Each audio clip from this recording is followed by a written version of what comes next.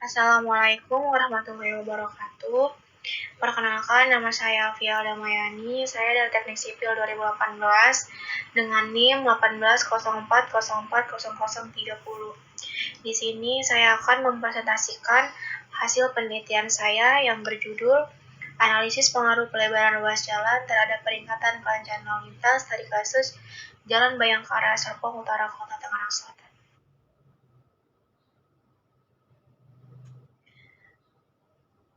Yang terhormat kepada dosen pembimbing utama saya yaitu Bapak Jamaluddin Eskom Mkom dan dosen pembimbing pendamping saya yaitu Bapak Haji Insinyur Haji Johan Budiman MMPAD.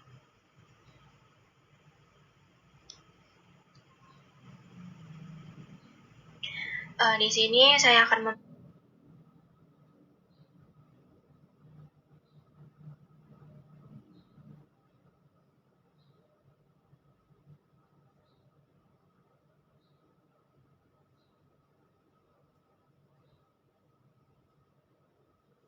pelebaran jalan untuk mengurai kemacetan.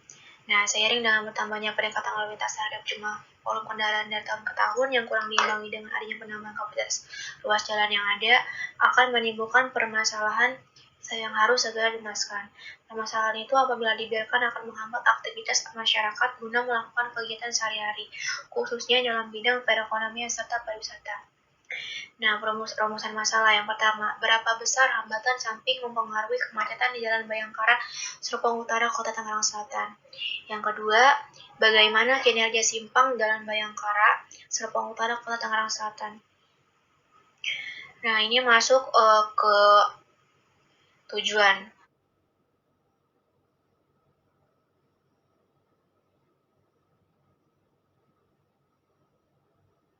Untuk mengetahui pengaruh pelebaran ruas jalan Bayangkara Serpong Tangerang terhadap peningkatan kelancaran lalu lintas lokasi tersebut. Manfaatnya itu untuk mengetahui pengaruh pelebaran jalan agar pengguna jalan bisa memperoleh kenyamanan dalam berkendara.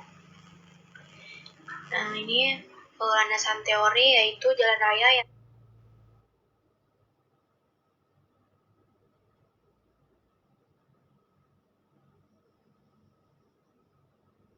jalan primer sebagai penghubung di antara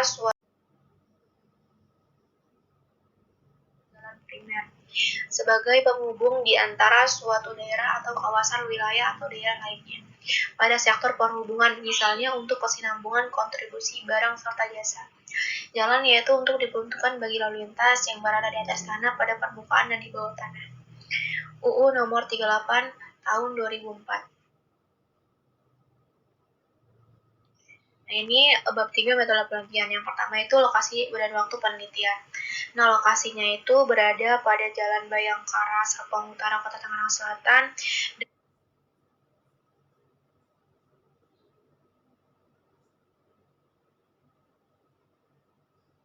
Jalan dengan pelebaran jalan sebesar 6,5 meter dan panjangnya itu 500 meter. Dari titik 0 Masjid Alam Sutra sampai Pusdiklantas Polri. Nah, wilayah ini tuh penghubung Alam Sutra ke Geraha Raya serta wilayah Ciledug. Dan waktu penelitiannya yaitu terbagi menjadi 4 tahap. Yang pertama itu hari Senin, Jumat, Sabtu, dan Minggu. Waktunya itu dimulai dari jam 7 pagi sampai jam 6 sore. Nah, ini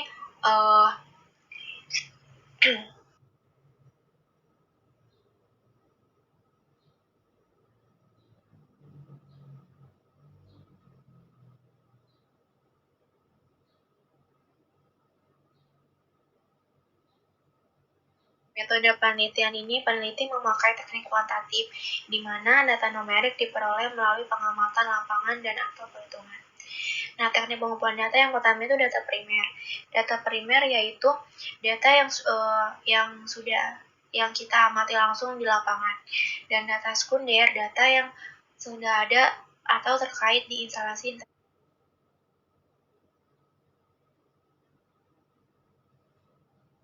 bagian alir penelitian. Yang pertama kita mulai dulu. Setelah itu kita melaksanakan survei. Setelah kita menentukan survei, kita menentukan lokasi surveinya.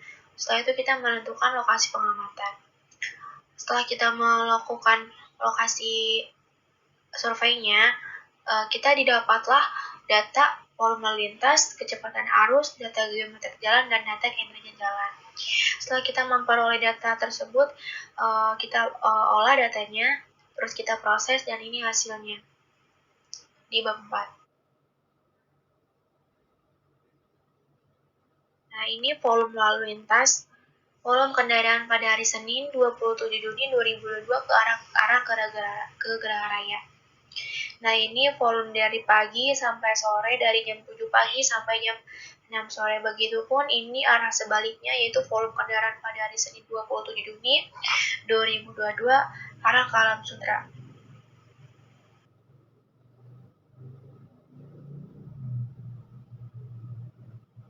Nah, ini volume kendaraan pada hari Jumat 1 Juli 2022 ke arah Geraha Raya. Dan ini volume kendaraan pada hari Jumat 1 Juli 2022 ke arah Alam Sutera. Dilanjut dengan hari Sabtu, volume kendaraan pada hari Sabtu ke arah Geraha Raya. Dan ini volume kendaraan pada hari Sabtu ke arah Alam Sutera. Dan ini yang terakhir, volume kendaraan hari Minggu ke arah Geraha Raya, dan sebaliknya volume kendaraan pada hari Minggu ke arah Alam Sutera.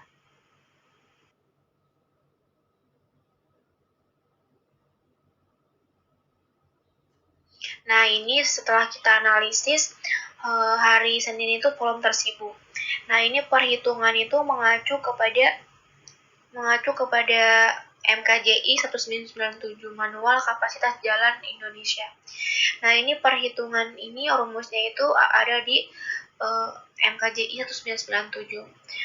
Kenapa ini volume Senin tersibuk? Yaitu karena padatnya pertokoan jual beli berhenti di bahu jalan dan jam kerja yang sangat tinggi. Jadi mengakibatkan volume tersibuk itu pada hari Senin jam 7 sampai jam 11 pagi.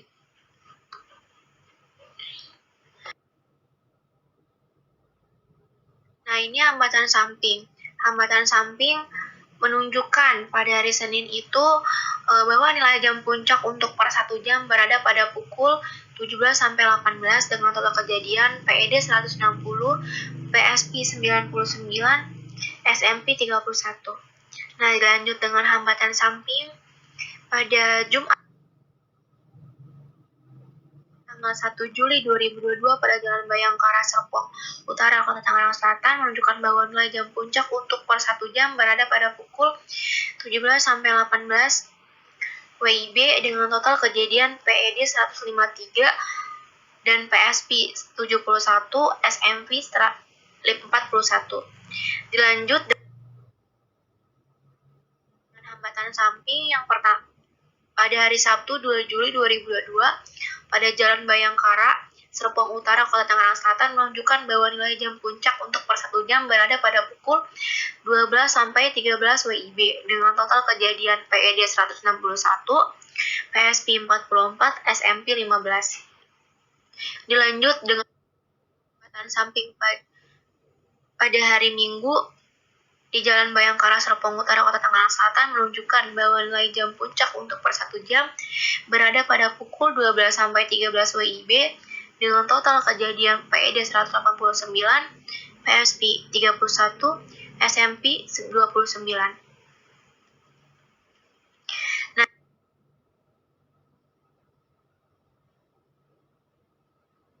ini kapasitas untuk perhitungan di Jalan Bayangkara mengacu pada perhitungan MKJI 1997.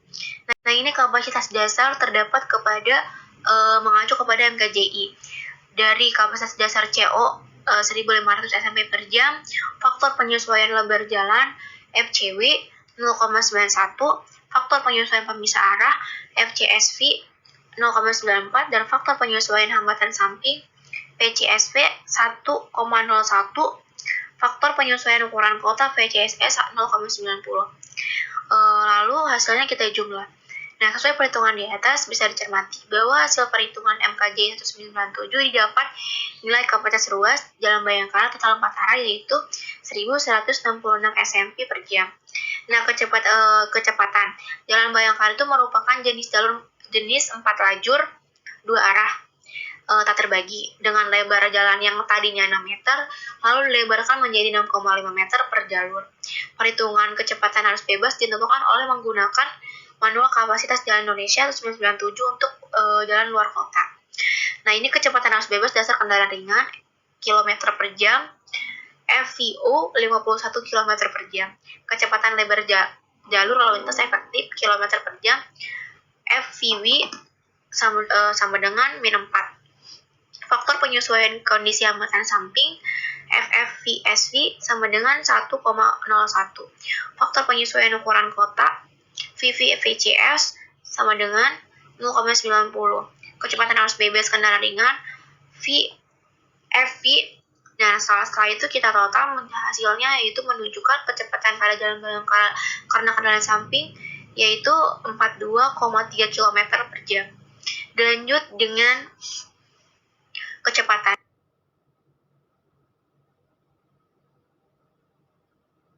Kecepatan ini diselesaikan untuk mencatat waktu tempuh kendaraan melalui lintasan 100 meter pada saat kendaraan menyentuh jalur 0 pada saat yang sama. Nah, menggunakan perekaman sementara menggunakan itu stopwatch. Jadi dari garis 100 meter itu perekaman diberhentikan. Setelah kita sudah mendapatkan hasil pengamatan, lalu dicarilah rumus dengan persamaan V sama dengan D per T. Dan didapatkan hasil 5,35 sama dengan artinya itu 5 km per jam kecepatan di Jalan Bayangkara tersebut. Nah, kesimpulan, berdasarkan penelitian di Jalan Bayangkara ini, kendala samping sebagai unsur sangat berpengaruh terhadap penurunan titik simpang yang menyebabkan kemacetan. Kendala samping di simpang Jalan Bayangkara di hari tersebut, Senin pagi, masuk pada total kelas kendala samping rendah L dengan total insiden mencapai 200-300 per jam. Nah, yang kedua itu, kinerja Jalan Bayangkara dihasilkan kapasitas simpang sebesar 1166 SMP per jam dan buat derajat kejenuhan sebanyak 1014 sehingga nilai taraf pelayanan yang didapat M yang adalah yaitu arus yang terhambat, kecepatan rendah, volume di atas kapasitas banyak berhenti. Nah, terakhir yaitu saran. Yang pertama itu untuk mengurangi besarnya hambatan samping di Jalan Bayangkara harus mengaktifkan kembali fungsi trotoar untuk para pejalan kaki. Selanjutnya adalah membuat lahan parkir sebagai pemberhentian di jalan dengan memanfaatkan lahan kosong yang terletak di sekitar persimpangan dan memindahkan pedagang jalan ke pasar. Karena tidak adanya rambu lalu lintas di Jalan Bayangkara, penting untuk menambah tanda khususnya tanda dilarang parkir dan peringatan dilarang berhenti di bahu jalan. Yang kedua yaitu hasil penelitian ini buat mempercepat arus. Disarankan buat kendaraan berat agar memakai lajur sebelah kiri serta diberikan pelang waktu buat kendaraan berat yang melintas.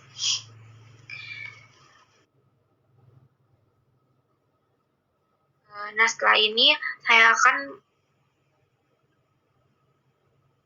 melihatkan hasil pengamatan langsung di lokasi lapangan.